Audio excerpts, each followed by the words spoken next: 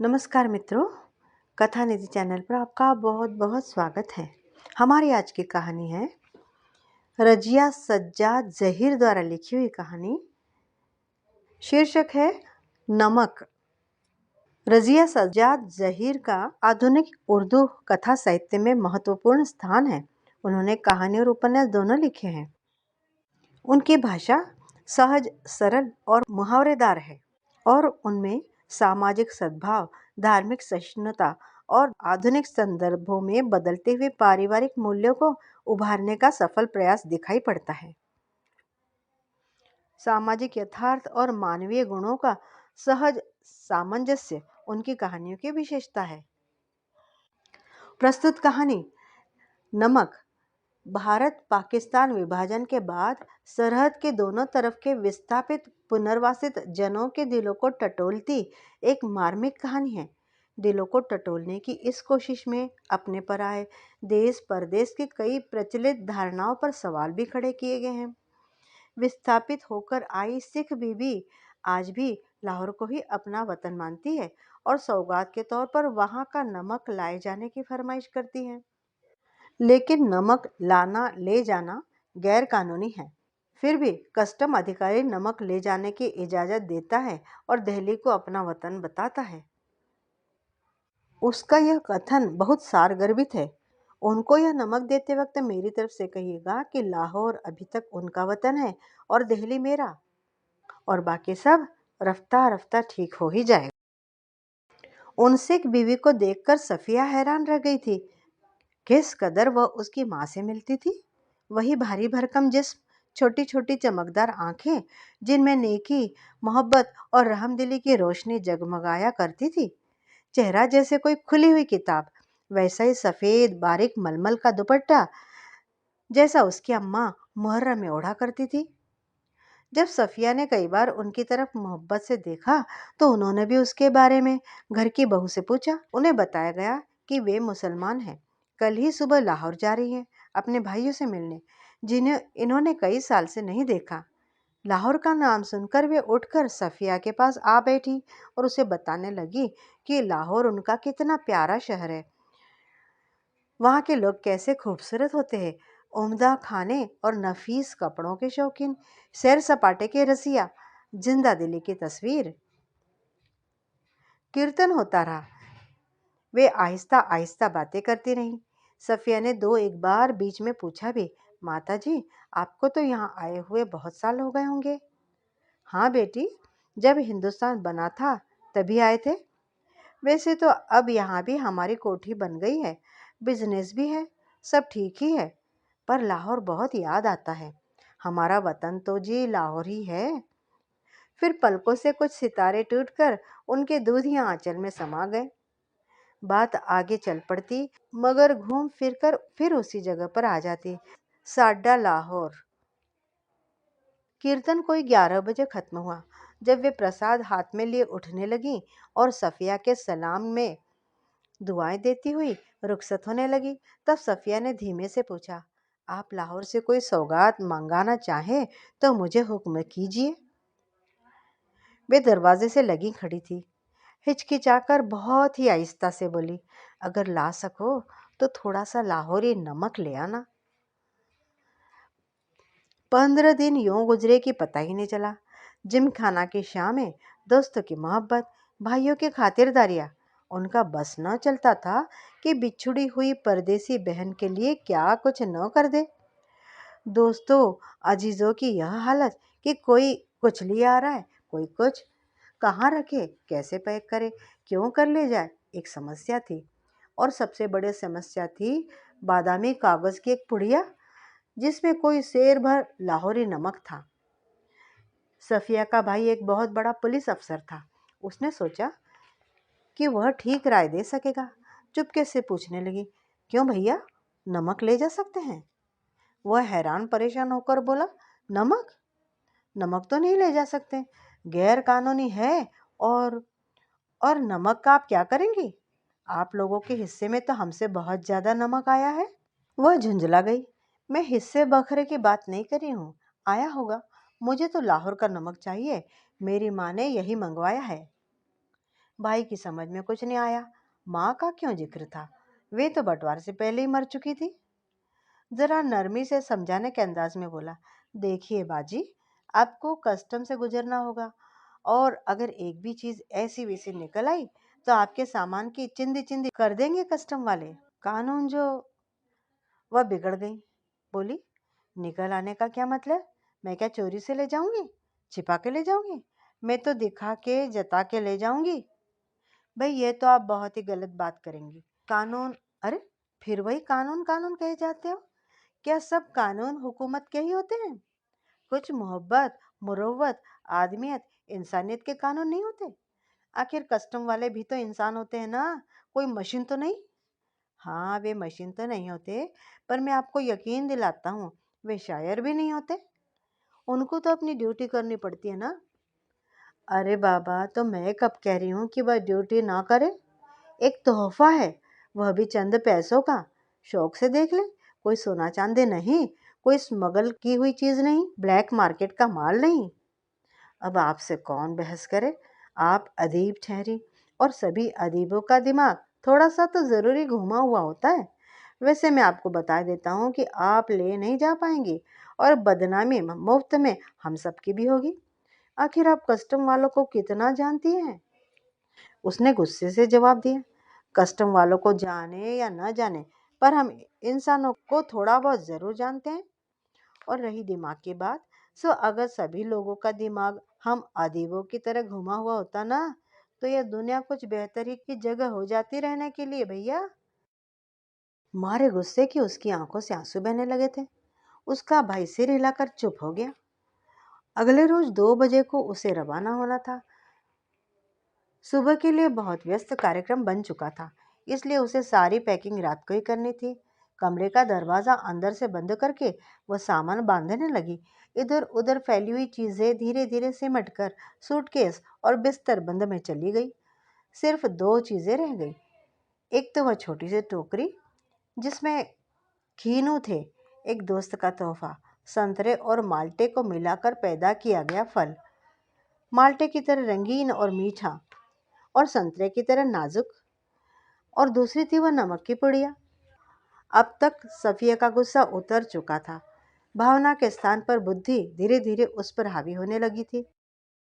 नमक की पुड़िया ले तो जानी है, पर कैसे? अच्छा, अगर इसे हाथ में ले ले और कस्टम वालों के सामने सबसे पहले इसी को रख दे। लेकिन अगर कस्टम वालों ने ना जाने दिया तो मजबूरी है, छोड़ देंगे। लेकिन फिर उस वायदे का क्या होगा जो हमने अपनी माँ से किया था? हम अपने को सैयद कहते हैं, फिर वायदा करके झुठलाने के क्या मायने? जान देकर भी वायदा पूरा करना होगा, मगर कैसे? अच्छा, अगर इसे कीनुओं की टोकरी में सबसे नीचे रख लूं तो? इतने कीनुओं के ढेर में भला कौन इसे देखेगा? और अगर देख लिया? नहीं जी, फलों की टोकरियां तो आते वक्त भी किसी ने नहीं देखी थी, और किसी की भी नहीं देखी जा रही थी। उधर से केले, इधर से कीनू, सभी ला रहे थे, ले जा रहे थे। यही ठीक है, देखा जाएगा बात का बाद में। उसने कीनू कालीन पर उलट दिए, टोकरी खाली की और नमक की पुड़िया उठाकर टोकरी की तह में रख दी। एक बार झांक कर उसने पुड़िया को देखा। उसे ऐसा महसूस हुआ मानो उसने अपने किसी प्यारे को कब्र की गहराई में उतार दिया हो।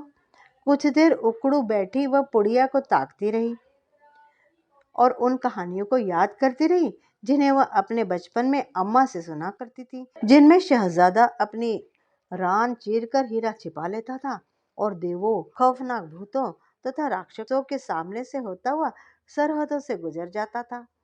इस जमाने में ऐसी कोई तरकीब नहीं हो सकती थी, वरना वह अपना दिल चीर कर उसमें यह नमक छिपा लेती। उसने एक आह भरी, फिर वह कीनों को एक एक करके टोकरी में रखने लगी, पुड़िया के इधर उधर, आसपास और फिर ऊपर, यहाँ तक कि वह बिल्कुल छिप गई। आश्वस्त होकर उसने हाथ झाड़े, सूटकेस पलंग के नीचे खिसकाया, टोकरी उठाकर पलंग के सिरहाने रखी और लेटकर दोहर ओढ़ लिया। रात को तकरीबन 1:30 बजे थे। मार्च की सुहानी हवा खिड़की की जाली से आ रही थी। बाहर चांदनी साफ और ठंडी थी। खिड़की के करीब लगा चंपा का एक घना दरख्त सामने की दीवार पर पत्तियों के अक्स लहरा रहा था। कभी किसी तरफ से किसी की दबी हुई खांसी की आहट, दूर से किसी कुत्ते के भौंकने या रोने की आवाज, चौकीदार की सीटी, और फिर सन्नाटा। यह पाकिस्तान था। यहाँ उसके 3 सगे भाई थे, बेशुमार चाहने वाले दोस्त थे, बाप की कब्र थी, नन्हे नन्हे भतीजे भतीजियां थी जो उससे बड़ी मासूमियत से पूछते थे, फूफी जान, आप हिंदुस्तान में क्यों रहती है जहाँ हम लोग नहीं आ सकते? उन सबके और सफिया के बीच में एक सरहद थी, और एक बहुत ही नोकदार लोहे की छड़ों का जंगला जो कस्टम कहलाता था। कल वह लाहौर से चली जाएगी, हो सकता है साल भर बाद फिर आए। 1 साल से पहले तो वह आ भी नहीं सकती थी, और यह भी हो सकता था कि अब कभी ना आ सके। उसकी आंखें आहिस्ता आहिस्ता बंद होने लगी। फिर उसे एक सफेद दुपट्टे का दूधी आंचल लहराता दिखाई देने लगा, जिस पर यहाँ वहाँ सितारे झिलमिला रहे थे। हमें वहाँ से आए तो बहुत दिन हो गए। यहाँ हमारी कोठी भी है, बिजनेस भी, हम यहाँ बस भी गए हैं, पर हमारा वतन तो जी लाहौर ही है। फिर दिखा इकबाल का मकबरा, लाहौर का किला, किले के पीछे डूबते हुए सूरज की नारंगी किरणें, आसपास से फैलता हुआ अंधेरा, उस रंगीन अंधेरे में बहती हुई नरम हवा, उस हवा में रची हुई मौलसरी की खुशबू, और मकबरे की सीढ़ियों पर बैठे हुए 2 इंसान, सिर झुकाए, चुपचाप, उदास, जैसे 2 बेजान परछाइयां। तो तुम कल चली जाओगी? हाँ। अब कब आओगी? मालूम नहीं, शायद अगले साल, या शायद कभी नहीं। अचानक उसकी आंखें खुल गई। शायद उसने मकबरे की सीढ़ियों के नीचे लगी धूप से एक पत्ती तोड़ी थी, जिस पर ठंडी ओस जमनी शुरू हो गई थी। हुआ यह था कि नींद में करवट लेते हुए उसका हाथ कीनुओं से लबालब भरी टोकरी पर जा पड़ा था। रसीले ठंडे कीनू, जिनको देते वक्त उसके दोस्त ने कहा था, यह हिंदुस्तान पाकिस्तान की एकता का मेवा है। सफिया फर्स्ट क्लास के वेटिंग रूम में बैठी थी। दिल्ली तक का किराया उसके भाई ने दे दिया था। वह हाथ में टिकट दबाए वेटिंग रूम के बाहर प्लेटफॉर्म पर टहल रहा था। वह अंदर बैठी चाय की प्याली हाथ में लिए कीनों की टोकरी पर निगाहें जमाए यही सोच रही थी कि आसपास इधर उधर इतने लोग हैं, लेकिन सिर्फ वही जानती है कि टोकरी की तह में कीनों के नीचे नमक की पुड़िया है। जब उसका सामान कस्टम पर जांच के लिए बाहर निकाला जाने लगा, तो उसे एक झिरझिरी सी हुई, और एकदम से उसने फैसला किया कि मोहब्बत का यह तोहफा चोरी से नहीं जाएगा। नमक कस्टम वालों को दिखाएगी वह। उसने जल्दी से पुड़िया निकाली और हैंडबैग में रख ली, जिसमें उसका पैसों का पर्स और पासपोर्ट आदि थे। जब सामान कस्टम से होकर रेल की तरफ चला, तो वह एक कस्टम अफसर की तरफ बढ़ी। ज़्यादातर मेजें खाली हो चुकी थी, एक दो पर इक्का दुक्का सामान रखा था। वहीं एक साहब खड़े थे, लंबा कद, दुबला पतला जिस्म, खिचड़ी बाल और आंखों पर ऐनक। वे कस्टम अफसर की वर्दी पहने तो थे, मगर उन पर वह कुछ जच नहीं रही थी। सफिया कुछ हिचकिचाई, फिर बोली, मैं आपसे कुछ पूछना चाहती हूँ। उन्होंने नज़र भरकर उसे गौर से देखा, फिर बोले, फरमाइए। उनके लहजे ने सफिया की हिम्मत बढ़ा दी। आप आप कहाँ के रहने वाले हैं? उन्होंने कुछ हैरान होकर उसे फिर से गौर से देखा। मेरा वतन दिल्ली है। आप भी तो हमारी तरफ की मालूम होती है। अपने अजीज़ों से मिलने आई होंगी। जी हाँ, मैं लखनऊ की हूँ। अपने भाइयों से मिलने आई थी।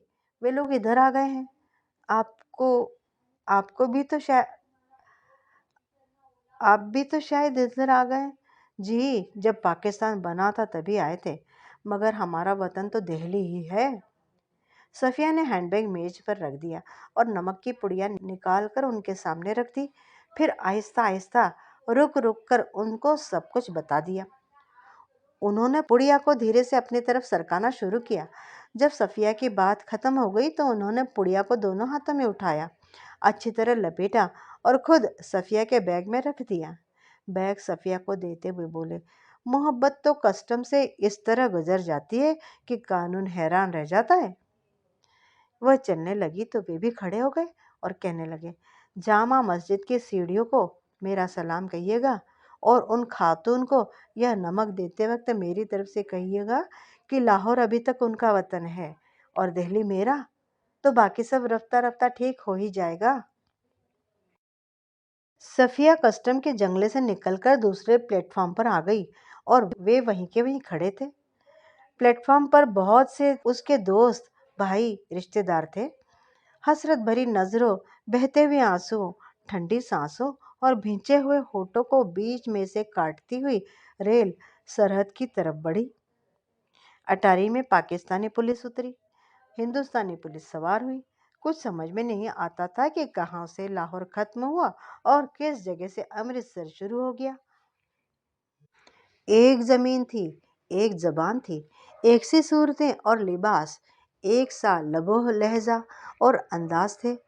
गालियां भी एक ही जैसी थी, जिनसे दोनों बड़े प्यार से एक दूसरे को नवाज रहे थे। बस मुश्किल सिर्फ इतनी थी कि भरी हुई बंदूकें दोनों के हाथों में थी। अमृतसर में कस्टम वाले फर्स्ट क्लास वालों के सामान की जांच उनके डिब्बे के सामने ही कर रहे थे। सफिया का सारा सामान देखा जा चुका, तो वह उन नौजवान कस्टम अफसर की ओर बढ़ी जो बातचीत और सूरत से बंगाली लगते थे। देखिए जी, मेरे पास नमक है, थोड़ा सा। फिर उसने हैंडबैग खोला और वह पुड़िया उनकी तरफ बढ़ा दी। अटकते, झिझकते, हिचकिचाते हुए उनको सब कुछ कह सुनाया। उन्होंने सिर झुका लिया था, सुनते रहे थे, बीच बीच में सिर उठाते थे, गौर से सफिया को देखते थे और फिर से सुनने लगते थे। सफिया की बात पूरी हो गई तो उन्होंने एक बार फिर से सफिया को ऊपर से नीचे तक देखा। धीरे से बोले, इधर आइए जरा। चलते चलते उन्होंने एक दूसरे से कहा, इनके सामान का ध्यान रखिएगा। प्लेटफॉर्म के सिरे पर एक कमरा था, वे उसके अंदर घुसे। सफिया दाखिल होते हिचकिचाई। वे मुस्कुरा कर बोले, आइए आइए ना। जेब से रुमाल निकालकर उन्होंने कुर्सी को झाड़ा और बोले, बैठिए। सफिया ने पुड़िया और बैग को मेज पर रख दिया। बाहर की तरफ झांक कर उन्होंने एक पुलिस वाले को इशारा किया। सफिया के पैर तले की जमीन खिसकने लगी। अब क्या होगा? दो चाय लाओ, अच्छी वाली। पुलिस वाला सफिया को घूरता हुआ चला गया। फिर उन्होंने मेज की दराज खींची और उसमें अंदर दूर तक हाथ डालकर एक किताब निकाली। किताब को सफिया के सामने रखकर उन्होंने पहला सफ़ा खोल दिया। बाईं ओर नजरुल इस्लाम की तस्वीर थी और टाइटल वाले सफ़े पर अंग्रेजी के कुछ धुंधले शब्द थे। शम्सुल इस्लाम की तरफ से सुनील दास गुप्त को प्यार के साथ, ढाका 1946। तो आप क्या ईस्ट बंगाल के हैं? हाँ, मेरा वतन ढाका है, उन्होंने बड़े फख्र से जवाब दिया। तो आप यहाँ कब आए? जब डिवीजन हुआ तभी आए, मगर हमारा वतन ढाका है। मैं तो कोई 12-13 साल का था, पर नजरुल और टैगोर को तो हम लोग बचपन से पढ़ते आए थे। जिस दिन हम रात यहाँ आ रहे थे, उसके ठीक 1 वर्ष पहले मेरे सबसे पुराने, सबसे प्यारे बचपन के दोस्त ने मुझे यह किताब दी थी। उस दिन मेरी सालगिरह थी। फिर हम कलकत्ता रहे, पढ़े, नौकरी की और वहीं नौकरी भी शुरू की, पर हम वतन आते जाते थे। वतन? सफिया ने हैरान होकर पूछा। मैंने कहा ना कि मेरा वतन तो ढाका है, उन्होंने जरा बुरा मानकर कहा। हाँ हाँ, ठीक है ठीक है, सफिया जल्दी से बोली। तो पहले तो बस इधर ही कस्टम था, अब उधर भी कुछ गोलमाल हो गया है।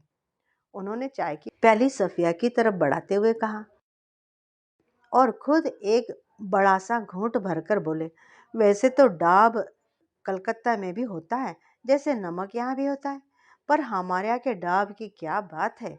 हमारी ज़मीन, हमारे पानी का मज़ा ही कुछ और है। उठते वक्त उन्होंने पुड़िया सफिया के बैग में रख दी और खुद उस बैग को उठाकर आगे आगे चलने लगे। सफिया ने उनके पीछे चलना शुरू कर दिया। जब सफिया अमृतसर के पुल पर चढ़ रही थी, तब पुल की सबसे निचली सीढ़ी के पास वे सिर झुकाए चुपचाप खड़े थे। सफिया सोचती जा रही थी, किसका वतन कहाँ है, वह जो कस्टम के इस तरफ है या उस तरफ। तो मित्रों, सेपरेशन के बाद में लोगों के दिल अपने अपने वतन के लिए हमेशा ही एक प्यारी सी जगह बनाए हुए थे।